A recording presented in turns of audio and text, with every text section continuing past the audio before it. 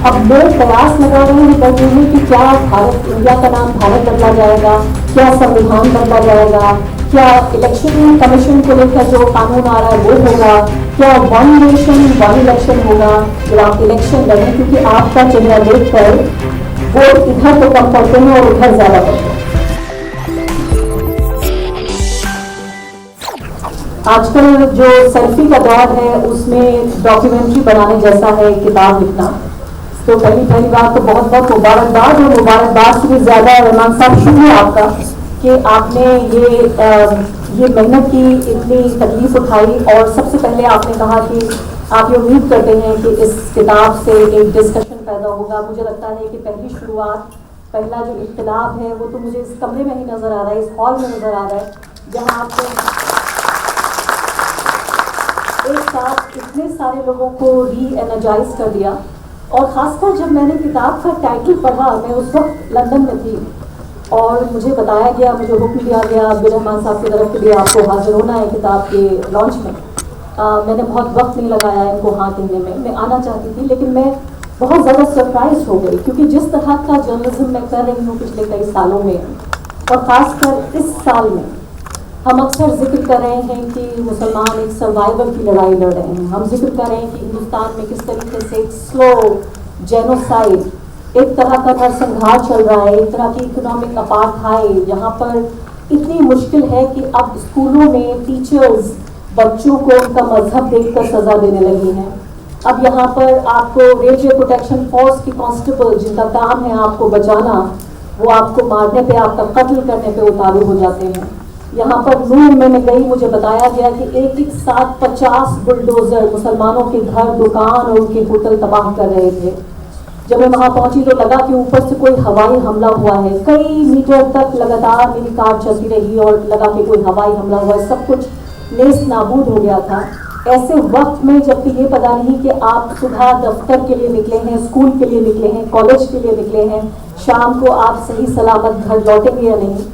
मेरे जैसे जर्नलिस्ट जो सिर्फ एक ट्वीट, एक खबर या एक तकरीर से दूर है बस जेल जाने के, ऐसे दौर में मुझे लगा अब्दुल रहमान साहब ने जब बात की मुस्लिम पॉलिटिकल रिप्रेजेंटेशन की, तो इस किताब में थोड़ी देर के लिए मुस्कुराई मैं, लेकिन मुझे लगा कि ये उम्मीद से भरी किताब है।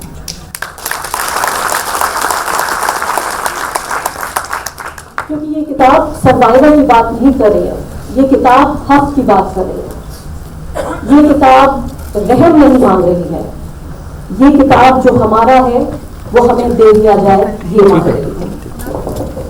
तो इसलिए मुझे इसका भी एहसास हुआ कि इस किताब के जरिए 20 करोड़ मुसलमानों का जो एक डेमोक्रेटिक फ्यूचर है उसकी उम्मीद भी बताती है ये किताब, और हिस्ट्री से हमें रूबरू कराती है कि ठीक है, जो तारीख है उसने बहुत बुरे दौर देखे हैं, इससे भी ज्यादा बुरे दौर देखे हैं, और वो दौर गुजर गया, ये दौर भी गुजर जाएगा। जब आप पन्ने पलटते हैं तो बहुत सारे स्याह पन्ने नजर आते हैं। इस किताब के जरिए भी मैंने देखा कि इस किताब में भी इससे ज्यादा स्याह वक्त आया है हिंदुस्तान की डेमोक्रेसी के लिए, मुसलमानों के लिए, कॉन्स्टिट्यूशन के लिए, और खासकर ऐसे दौर में। अभी प्रोग्राम रिकॉर्ड करके आई हूँ यहाँ आने से ठीक पहले, और मैंने अपने प्रोग्राम में कहा कि कैसे इंडियन डेमोक्रेसी जो है वो हमारे नरेंद्र मोदी जी ने एक मिस्ट्री बना दी है, एक रहस्य बना दिया है, जिसमें कभी कुछ पता नहीं चलता कि सेशन जो है वो 5 दिन का अनाउंस कर दिया गया।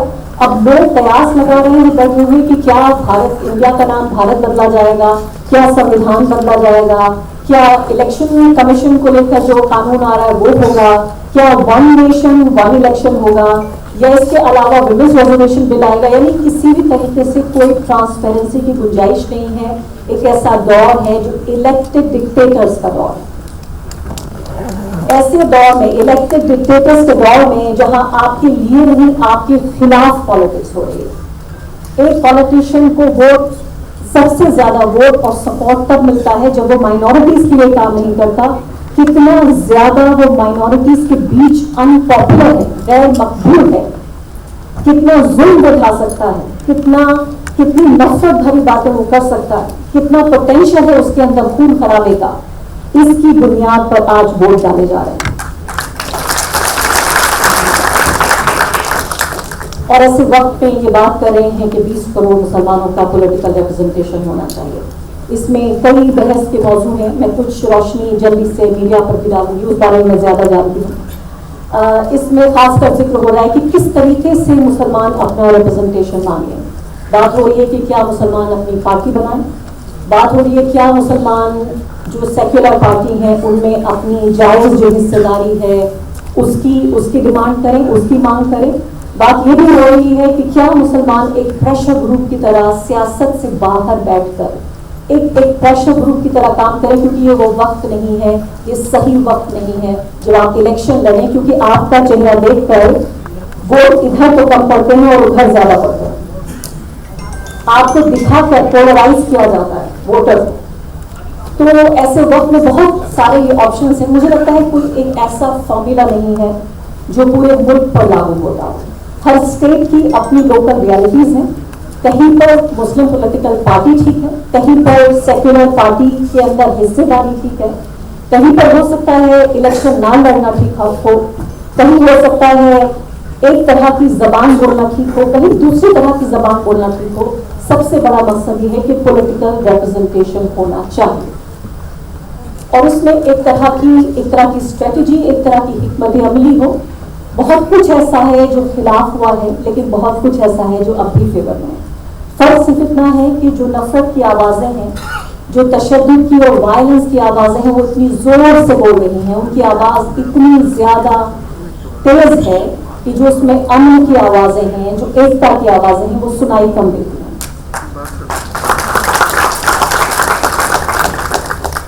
रिप्रेजेंटेशन बहुत ज़रूरी है। ये बात हमने डॉक्टर भीमराव अम्बेडकर से भी सुनी, ये बात काशीराम से भी सुनी नहीं बल्कि देखी। और दलितों का हाल मैंने देखा, खासकर अपने स्टेट उत्तर प्रदेश में।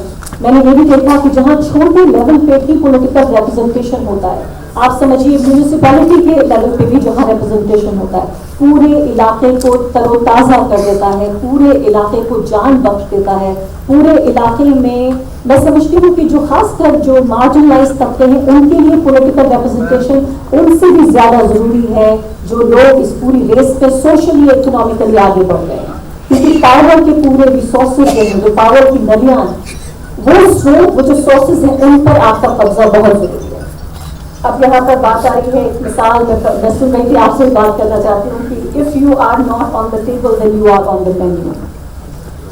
अगर आप डाइनिंग टेबल पर नहीं है, अगर आपके पास कुर्सी नहीं है, आप खाने की मेज पे नहीं बैठे हैं, तो जो आप खा रहे चीज़ें, जो मेन्यू है वो वहाँ पर आप है नहीं। आप समझ गए होंगे, इसका मतलब ये है कि अगर आप डाइनिंग टेबल पे नहीं है, you are not on the table then you are on the menu. तो इस बात को बहुत यह है मैं समझना, लेकिन एक जर्नलिस्ट होने के नाते, और युसरा ने कहा एक मुस्लिम जर्नलिस्ट होने के नाते, ये भी आप देखिए अलग अलग तरह की पहचानें मिली हैं इस दौर में।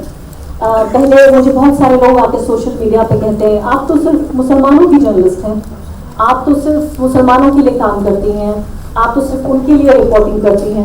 पहले जब मुझसे कोई ऐसा कहता था तो मुझे बड़ा बुरा लगता था, क्योंकि मैंने कभी नहीं समझा कि मैं एक तबके की जर्नलिस्ट हूँ। मैं हमेशा समझती थी कि मैं सोशल जस्टिस ओरिएंटेड जर्नलिस्ट हूँ, जहाँ बात आती है कमज़ोर तबकों की, चाहे वो मुसलमान हो, दलित हो, आदिवासी हो, किसान हो, मजदूर हो।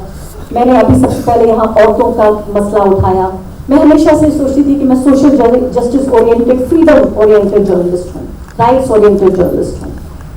लेकिन अब कुछ दिनों से लगने लगा कि अच्छा लगने लगा जब किसी ने कहा कि आप मुस्लिम जर्नलिस्ट हैं।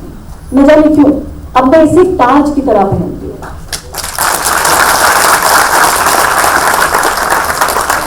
और इसकी एक वजह है, मैं समझती हूँ कि एक ऐसे दौर में जहाँ 20 करोड़ लोगों की आवाज़ इस तरह दबाई जा रही हो कि जूता उनकी गर्दन पर रखा हो, ऐसे दौर में मैं 20 करोड़ नहीं 20 लाख या 2 लाख लोगों की आवाज़, उनकी तकलीफ, उनके ख्वाब, उनकी उम्मीदें, उनकी ज़िंदगी, अगर मैं ज़रा सी भी आवाज़ दे पाती हूँ तो मेरा जर्नलिज्म, मेरी सहाफ़त कारगर है। मुझे इससे कोई फर्क नहीं पड़ता कि अगर आप मुझे मुस्लिम जर्नलिस्ट करें। मैं पैदा हुई हूँ मुस्लिम घर में, मैं अपने को आइडेंटिफाई करती हूँ एज ए मुस्लिम, लेकिन मुझे लगा कि शायद एक बॉक्स में बांधने की एक कोशिश है और एक तरह से मुझे मेरी जो एक इमीडिएट आइडेंटिटी है, और ख़ासकर ऐसे बहुत सारे मौके रहे। मैंने हिंदुस्तान के सबसे सेक्युलर न्यूज़ रूम में भी काम किया है, और हिंदुस्तान के सबसे सेक्युलर न्यूज रूम में मैंने बदतरीन कम्युनलिज्म कहा है।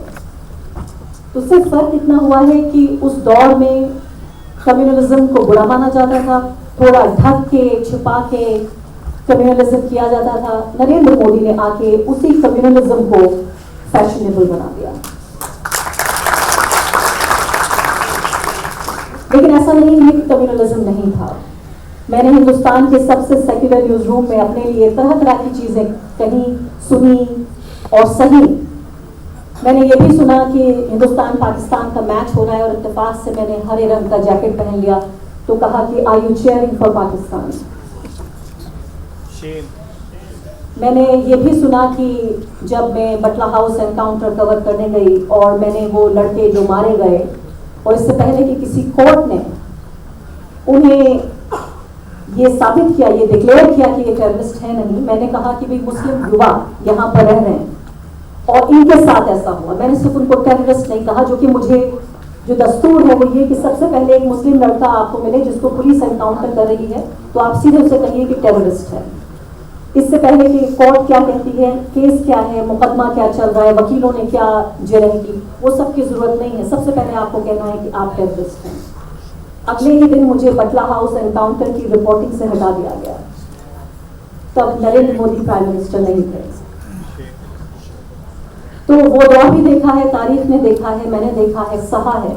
सिर्फ अब फर्क ये हो गया है कि पहले फिर भी उस तमाम कम्युनल हालात में भी थोड़ी जगह होती थी। आपको कोई बुलेटिन का स्लॉट दे दिया जाता था, कोई रिपोर्टिंग बीट मिल जाती थी। आज मैं सोचती हूँ कि इन तमाम जो दरबारी मीडिया चैनल्स में जो रिपोर्टर्स और एंकर्स अगर बचे भी हैं जो काम भी करते हैं, उनमें से आप बहुतों को जानते हैं कि वो किन की आवाज़ बने हुए हैं। अभी भी देखा आपने उनमें से कई को जो हमारे प्राइम मिनिस्टर को बर्थडे की मुबारकबाद दे रहे थे। इसके अलावा मैं फील कर रही थी उन तमाम लोगों के लिए, शायद आपने इस बारे में नहीं सोचा होगा और आज मैं सोच रही थी आपसे ये भी बताऊं कि आप सोचिए उन तमाम लोगों के बारे में, उन प्रोड्यूसर्स के बारे में, कॉपी राइटर्स के बारे में, उन वीडियो एडिटर्स के बारे में जो मुसलमान हैं और उन टीवी प्रोग्राम्स में अंदर खाने काम करते हैं, उन टीवी प्रोग्राम्स को बना रहे हैं जो मुसलमानों के जेनोसाइड के लिए एडवोकेट करते हैं। आप उनको जानते नहीं हैं, उनका चेहरा टीवी पे नहीं आता, लेकिन बहुत सारे ऐसे लोग हैं जो अखबारों में, टीवी में काम कर रहे हैं, जो कम्युनल प्रोग्राम्स के प्रोडक्शन में लगे हुए हैं। वो अपनी ही पति की कहानियों को लिख रहे हैं। एक अदद नौकरी कितनी जरूरी है ये मैं भी जानती हूँ और आप भी जानते हैं। हर किसी के पास ये ऑप्शन नहीं है कि आप इस्तीफा जेब में रख के घूमें। बहुत सारे लोग हमसे कहते हैं नौकरी तो बहुत है, हम जेब में इस्तीफा रख के घूमते हैं। ये ऑप्शन सबके पास नहीं होता। तो इसलिए ये बहुत अहम है इस वक्त समझना कि इस तमाम ये जो पूरा दौर चल रहा है, इस पूरे दौर में भी आपको अलग अलग तरह से जो जिस तरह के तमगे दिए जा रहे हैं। मैं बहुत सारे ऐसे लोगों के साथ काम करती हूँ जो सेक्युलर हैं और वाकई सही मायनों में सेक्युलर हैं, लेकिन रिप्रेजेंटेशन क्यों जरूरी है, मीडिया में भी रिप्रेजेंटेशन क्यों जरूरी है। मेरे बहुत सारे साथियों के लिए बहुत वेल मीनिंग लोग हैं, मतलब कि समझिए कि जिस ऑर्गेनाइजेशन में अभी काम करती हूँ, आखिरकार मुझे आके लगा कि मुझे आखिरकार अपना घर मिल गया है, जहाँ मेरी डाइवर्सिटी को न सिर्फ कि टॉलरेट किया जाता है बल्कि कभी कभी सेलिब्रेट किया जाता है। उसके बावजूद भी मैं कहूँगी कि जो दर्द मैं सहती हूँ एक मुस्लिम जर्नलिस्ट होने के नाते, जब उन कहानियों को मैं कह रही होती हूँ, सुना रही होती हूँ, रिकॉर्ड कर रही होती हूँ, मेरे कॉलीग्स के लिए ये रिसर्च का सब्जेक्ट हो सकता है, रिपोर्टिंग का सब्जेक्ट हो सकता है, राइटिंग का सब्जेक्ट हो सकता है। वो दूर खड़े होकर हम सबको मरते हुए, कटते हुए, घटते हुए देख सकते हैं, लेकिन महसूस नहीं कर सकते। और इसीलिए जो रिप्रेजेंटेशन है वो बहुत ज़रूरी है ऐसे खासकर दौर में, जबकि हम ये देख रहे हैं कि अभी कल परसों मैंने एक बात कही बड़ी नागवार गुजरी और खासकर ऑपोजिशन के लीडर्स में कई का मेरे पास फोन भी आया। बात हो रही थी इंडिया ब्लॉक के बॉयकॉट की कि उन्होंने एंकर्स का बॉयकॉट किया। मैंने कहा ये तो बहुत खुद गर्ज फैसला है। अगर उन्होंने नफरत के लिए बॉयकॉट किया है तो ये बॉयकॉट 10 साल पहले होना चाहिए था। ये तो उन्होंने जब उन्हें ये लगा, जब भारत के, हिंदुस्तान के 20 करोड़ मुसलमानों को इस तरह उनके खिलाफ नफरत फैलाई जा रही थी कि उनको बताया जा रहा था कि वो मुल्क के अकेले ऐसे दुश्मन हैं, अगर वो रास्ते से हट जाएं तो विश्व गुरु बन जाए हिंदुस्तान। वो इतने बदतरीन लोग हैं कि एक वायरस अपने ऊपर लाद कर अपने को इन्फेक्ट करके वो बाकी हिंदुस्तान के लोगों को 120 करोड़ जो बाकी बचे लोग हैं उनको वायरस देने के लिए बन गए हैं। वो कोरोना बॉम्ब है, उन्होंने कोरोना जिहाद किया है। ऐसे वक्त में जब बाकायदा बॉयकॉट की कॉल्स हो रही हों, जहां की बड़ी बड़ी पंचायतें हो रही हों और वो उन पंचायतों को पूरा फरोग देने का काम ये न्यूज चैनल्स लगातार बता रहे हों दुश्मनों के तौर पर, ऐसे वक्त में कभी पूरे 10 साल में किसी सेक्युलर ऑपोजिशन पार्टी को ये ख्याल नहीं आया कि इनका बॉयकॉट होना चाहिए। जब आखिरकार ये लगा कि एग्जिस्टेंशियल क्राइसिस है कि अब सेक्युलर पॉलिटिक्स के लिए कोई जगह नहीं बची, तो एक सिंबलिज्म, एक प्रतीक के तौर पे, एक सिंबल के तौर पे ये कहा गया कि हम उनका बॉयकॉट करते हैं। मैं अभी भी वेलकम करती हूँ, मैं ये नहीं कह रही हूँ कि इस फैसले से खफा हूँ, मैं सिर्फ आईना दिखाना चाहती हूँ कि आप नफरत से आपको परेशानी नहीं है, आपको परेशानी ये है कि आपके लिए जब एग्जिस्टेंशियल क्राइसिस आ गया कि आपकी पॉलिटिक्स के लिए स्कोप खत्म हो रहा है, आपने अपने लिए ये किया, नफरत के लिए नहीं किया। ठीक उसी तरीके से जैसे मैंने देखा उत्तर प्रदेश में कैसे जो हमारी एलिजिबली जो तथाकथित जिसे हिंदी में कहते हैं सेक्युलर पार्टीज है, जब मैंने देखा कि एक मुजफ्फरनगर में मैंने जो 2013 के जो राइट विक्टिम्स हैं उनको मैंने एक डॉक्यूमेंट्री बनाई और देखा कि कितने दोज़खी बदतरीन हालात में वो लोग जी रहे थे। तो एक सेक्युलर पार्टी के नेता का हमारे एडिटर के पास फोन आया और कहने लगे भाई आपकी सीनियर एडिटर हमारी पॉलिटिकल इक्वेशन खराब कर रहे हैं, क्योंकि मैंने ये कहा कि भाई 2013 से लेकर 2017 के बीच वो 4 साल भी गुजरे जब वो सेक्युलर पार्टी जो पावर में थी वो उन लोगों का ख्याल रख सकती थी, उनको ढंग से घर दे सकती थी, उनको रिहैबिलिटेट कर सकती थी। तो ये हालत है। तो मुझे लगता है कि मीडिया के एक नुमाइंदा होने के नाते और आप सब लोग जो किसी ना किसी हैसियत में काम करें, यहाँ बहुत सारे मेरे मीडिया के दोस्त भी हैं और बाकी आप जिस भी कैपेसिटी में हैं, कम्युनल पार्टी को भी हैंडल करना जरूरी है, सेक्युलर पार्टियों को भी एक दबाव बना के रखना जरूरी है, उनको भी, क्योंकि ये भी बहुत बुरी आदत है सेक्युलर पार्टियों की कि कब वो लेफ्ट से राइट की तरफ मुड़ती चली जाए, उनको भी बीच में रखना बहुत जरूरी है।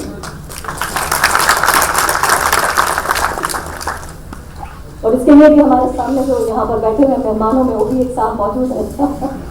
सेक्युलर पार्टियां राइट की तरफ न जाए, सेंटर तक ही रहे, इसके लिए तो बहुत बहुत शुक्रिया आप लोगों का। मैं आप लोगों से ये गुजारिश करती हूँ कि इस किताब को जरूर पढ़िए और उम्मीद बनाकर और साथ साथ उम्मीद बचा कर जरूर रखिए। वही उम्मीद जो ये किताब आपको दे रही है कि ये हिंदुस्तान आपका है, इस हिंदुस्तान का जो जमहूरी मुस्तकबिल है, जो डेमोक्रेटिक फ्यूचर है, उसमें आपकी बराबर की हिस्सेदारी है।